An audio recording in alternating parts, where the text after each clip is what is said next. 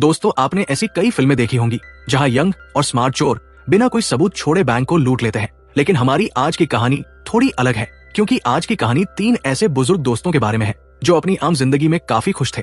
उन्होंने अपनी लाइफ में कभी किसी को कोई नुकसान नहीं पहुंचाया, लेकिन जब सिस्टम ने उनकी सारी मेहनत छीन ली और उनका हक उनसे छिन गया, तब इन्हीं तीनों को मजबूरी में चोर बनना पड़ा। अब ये तीनों चोर कैसे बने और क्या ये भी बिना सबूत छोड़े चोरी कर पाएंगे या नहीं, ये तो मूवी देखने के बाद ही पता चलेगा। लेकिन वीडियो शुरू करने से पहले आप सभी से रिक्वेस्ट है, प्लीज वीडियो को लाइक और चैनल को सब्सक्राइब कर लीजिए, ताकि हमें मोटिवेशन मिलता रहे और हम आपके लिए ऐसी ही वीडियो लाते रहें। चलो बिना टाइम वेस्ट किए वीडियो को शुरू करते हैं। मूवी की शुरुआत में हमें माइकल नाम के एक सीनियर सिटीजन को दिखाया जाता है, जो एक बैंक में जाता है क्योंकि उसे हाल ही में एक येलो नोटिस मिला है, जिसका मतलब ये है कि 2 महीने में माइकल को कैसे भी करके अपना घर खाली करना होगा। और इसलिए माइकल बैंक के मैनेजर से मिलने जाता है और उससे येलो नोटिस के बारे में पूछता है। इस पर बैंक मैनेजर कहता है कि अगर तुम 2 महीने में सारे पैसे चुका देते हो तो ये नोटिस रद्द हो जाएगा। अब ये सुनकर माइकल परेशान हो जाता है, क्योंकि उसके पास इतने पैसे नहीं है कि वो बैंक के सारे पैसे एक साथ दे पाए। अब इससे पहले माइकल कुछ कह पाता, तभी बैंक में रॉबर्स घुस जाते हैं और सबको नीचे लेटने के लिए कहते हैं।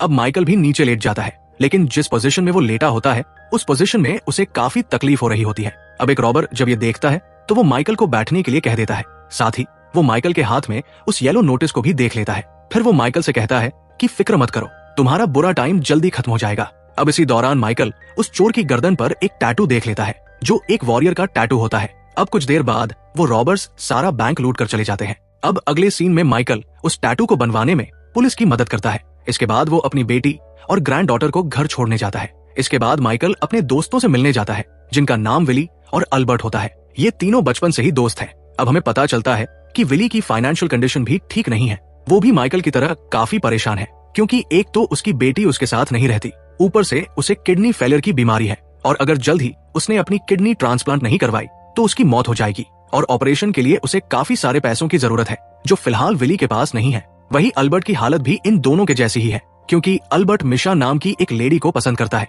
पर पैसे ना होने की वजह से वो मिशा को अप्रोच करने से डरता है। अब ये तीनों एक कंपनी की मीटिंग में जाते हैं। ये वही कंपनी है जिसमें ये लोग कभी काम किया करते थे। अब कंपनी का मैनेजर सबको बताता है कि कंपनी दूसरे देश में शिफ्ट होने वाली है, जिस वजह से सबकी पेंशन को रोक दिया गया है और अब से किसी को पेंशन नहीं दी जाएगी। अब ये सुनकर तीनों दोस्त काफी डिसअपॉइंट हो जाते हैं और इसका विरोध भी करते हैं, पर इसका कोई फायदा नहीं होता, इसलिए ये लोग घर चले जाते हैं। अब माइकल जब घर आता है तो वो देखता है कि बैंक ने उसे रेड नोटिस भेज दिया है, जिसका मतलब ये है कि अब उसे 1 महीने के अंदर ही घर खाली करना होगा और अगर ऐसा होता है तो वो सड़क पर आ जाएगा। साथ ही उसकी बेटी और पोती भी बेघर हो जाएंगे। अब माइकल ये सोचकर ही परेशान होने लगता है, इसलिए उसके मन में चोरी करने का ख्याल आता है, जिसके पैसों से वो एक बार में ही अपने सारे लोन को चुका पाएगा।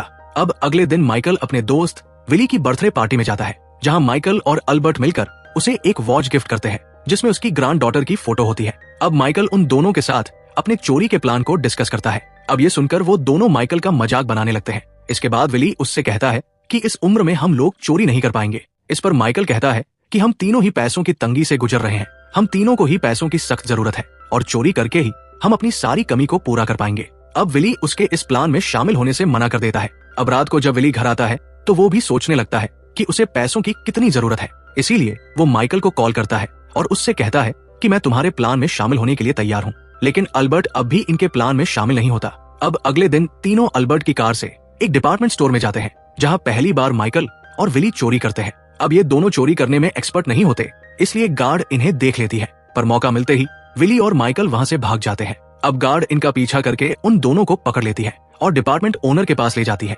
अब इन दोनों की उम्र देखते हुए स्टोर मालिक इन्हें छोड़ देता है। इसके बाद ये तीनों एक रेस्टोरेंट में जाते हैं, जहाँ अल्बर्ट इन दोनों से कहता है कि मैंने पहले ही कहा था कि ये चोरी वोरी हम जैसे ओल्ड सिटीजन के लिए नहीं है। हम लोग अब बूढ़े हो चुके हैं, कोई भी हमें आसानी से पकड़ लेगा, इसलिए चोरी करने के इस प्लान को अपने दिमाग से निकाल दो और जो बची कुची लाइफ है उसे शांति से जियो। पर तभी अल्बर्ट की नजर वहाँ रखे एक न्यूज़पेपर पर पड़ती है, जिसमें उनकी कंपनी ने पेंशन बंद करने की खबर को पब्लिक कर दिया था, यानी कि अब किसी भी कीमत पर उन्हें पेंशन नहीं मिलने वाली। अब ये देखकर अल्बर्ट भी टूट जाता है, क्योंकि पेंशन ही उसकी आखिरी उम्मीद थी। अब अल्बर्ट भी इन दोनों के साथ मिल जाता है। अब ये तीनों चोरी का प्लान तो बना लेते हैं, पर सबसे बड़ी प्रॉब्लम ये थी कि इन तीनों में से किसी को भी चोरी करना नहीं आता। इसलिए ये डिसाइड करते हैं कि सबसे पहले ये बुरे लोगों की संगत में जाएंगे, ताकि वो लोग इन्हें चोरी का आइडिया दे सके। अब माइकल विली को लेकर अपनी बेटी के एक्स हस्बैंड के पास जाता है, क्योंकि वो भी गलत काम करता है। इसलिए माइकल उसकी मदद से रिचर्ड नाम के एक आदमी का पता लगा लेता है, जो एक पेट शॉप चलाता है। अब वो तीनों उसके पास चले जाते हैं और उसे अपना प्लान बताते हुए कहते हैं कि हमें बैंक में रॉबरी करनी है, क्या तुम हमारे लिए प्लान बना सकते हो, जिसके बदले में हम तुम्हें 25% देंगे। अब ये सुनकर रिचर्ड पहले तो उनका मजाक बनाता है, क्योंकि इस उम्र में चोरी करने का मतलब है खुद को पुलिस के हवाले करना।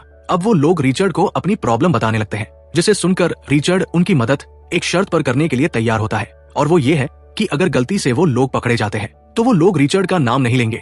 अब वो तीनों रिचर्ड की इस शर्त को मान लेते हैं। इसके बाद रिचर्ड एक प्लान बनाता है, जिसके तहत वो 20 दिन बाद अपने चोरी के प्लान को अंजाम देंगे, लेकिन उससे पहले उन्हें बैंक के अंदर जाकर बैंक की सिक्योरिटी को चेक करना होगा। अब वो तीनों बैंक में चले जाते हैं और बैंक को अच्छे से देखने लगते हैं। इसके बाद विली चुपके से वहाँ की कई सारी फोटो क्लिक करता है। अब रिचर्ड उनकी फिजिकल ट्रेनिंग भी करवाता है, साथ ही इन्हें गन चलाना भी सिखाता है। अब ऐसे ही कई दिन बीत जाते हैं। इसके बाद ये तीनों एक चैरिटी कार्निवल में हिस्सा लेते हैं, क्योंकि जिस दिन ये लोग चोरी करेंगे उसी दिन इस कार्निवल में एक बहुत बड़ा कंपटीशन होने वाला है, और इनके प्लान के मुताबिक चोरी करने के बाद ये लोग वापस कार्निवल का हिस्सा बन जाएंगे, जिसके बाद कोई भी इनके ऊपर शक नहीं करेगा, क्योंकि इनके पास प्रॉपर सबूत होगा कि चोरी वाले दिन तो ये तीनों कार्निवल में वॉलंटियर के तौर पर काम कर रहे थे। अब ये लोग रोज कार्निवल में जाते हैं और लोगों के साथ घुल मिलते हैं, उनसे नजदीकियां बनाते हैं, ताकि वो लोगों के बीच अपनी पहचान बना सके। अब ऐसे ही करके कई दिन बीत जाते हैं और फाइनली चोरी का दिन आ जाता है। अब वो लोग कार्निवल में आते हैं, लोगों से इंटरैक्ट करते हैं, ताकि सबको लगे कि वो लोग भी कार्निवल में आए हैं। कुछ देर बाद मौका मिलते ही ये तीनों अपने भेष बदलकर कार्निवल से निकल जाते हैं।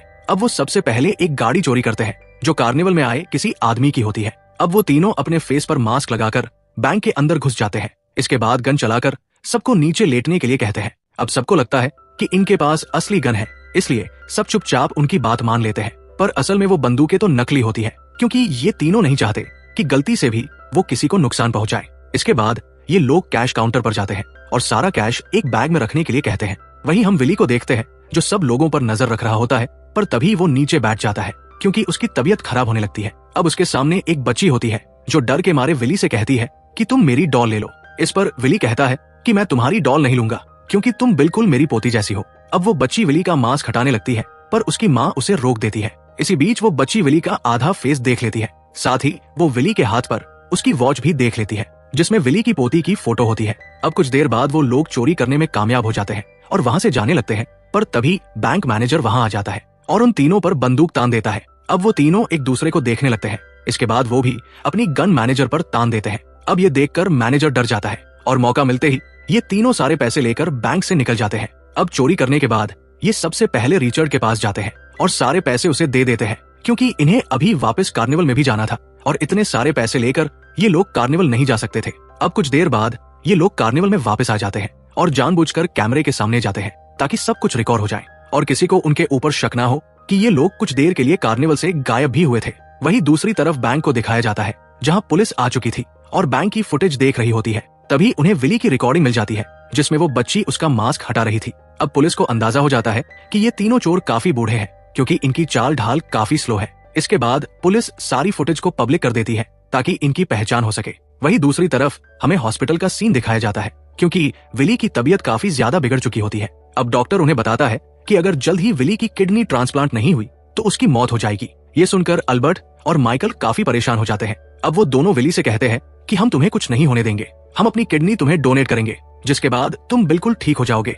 अब ये सुनकर विली को काफी अच्छा लगता है। वहीं अगले सीन में हमें डिपार्टमेंट स्टोर के ऑनर को दिखाया जाता है, जो बैंक वाली रॉबर्स की पहचान करता है और पुलिस को बताता है कि कुछ दिन पहले 3 बुजुर्ग हमारे स्टोर में भी चोरी करने आए थे और जिस तरह से रॉबर्स चल रहे हैं वो बिल्कुल वैसा ही है जैसे स्टोर वाले चोर चल रहे थे। अब इसी के आधार पर पुलिस उन लोगों से पूछताछ करती है।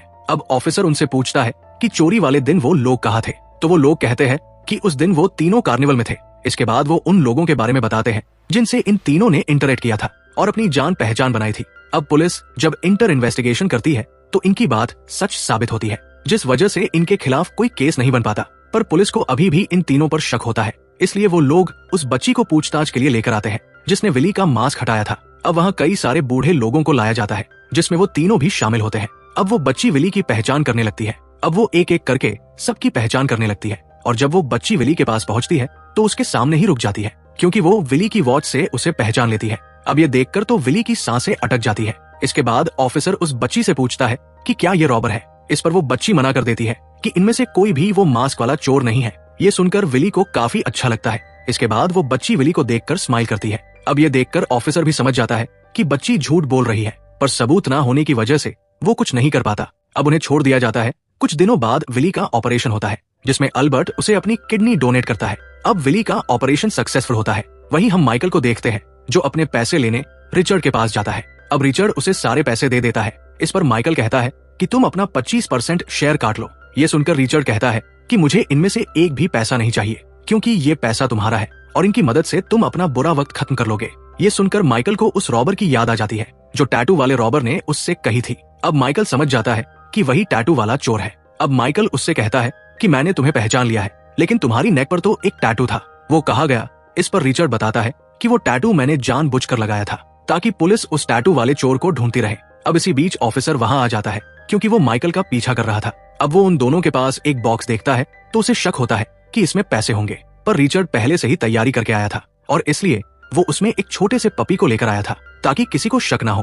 अब जब ऑफिसर उस बॉक्स को खोलता है तो पपी उसे काट लेता है, जिस वजह से ऑफिसर वहां से चला जाता है। इसके बाद वो दोनों भी वहां से चले जाते हैं। अब माइकल एक ओल्ड वेट्रेस के लिए बहुत सारे पैसे टिप के तौर पर छोड़कर जाता है, जिसे देखकर वो काफी खुश होती है। अब मूवी के लास्ट सीन में ये तीनों एक पार्टी ऑर्गेनाइज करते हैं, क्योंकि अब इन तीनों की सारी प्रॉब्लम खत्म हो चुकी थी। माइकल ने अपने घर का सारा लोन चुका लिया था, विली की किडनी ट्रांसप्लांट हो चुकी थी और अब अल्बर्ट को उसकी लव लेडी भी मिल चुकी थी, जिसकी वजह से अब ये तीनों अपनी लाइफ में काफी खुश होते हैं। और इसी के साथ हमारी ये मूवी यहीं पर खत्म हो जाती है और इस तरह ये तीनों दोस्तों अपनी जिंदगी की सबसे बड़ी और सबसे अलग बैंक रॉबरी को अंजाम देते हैं। उम्मीद है आपको ये मूवी पसंद आई होगी। आपको ये मूवी कैसी लगी कमेंट करके जरूर बताना और जाने से पहले वीडियो को लाइक और चैनल को सब्सक्राइब करना मत भूलना। मिलते हैं अगली वीडियो में। राधे राधे।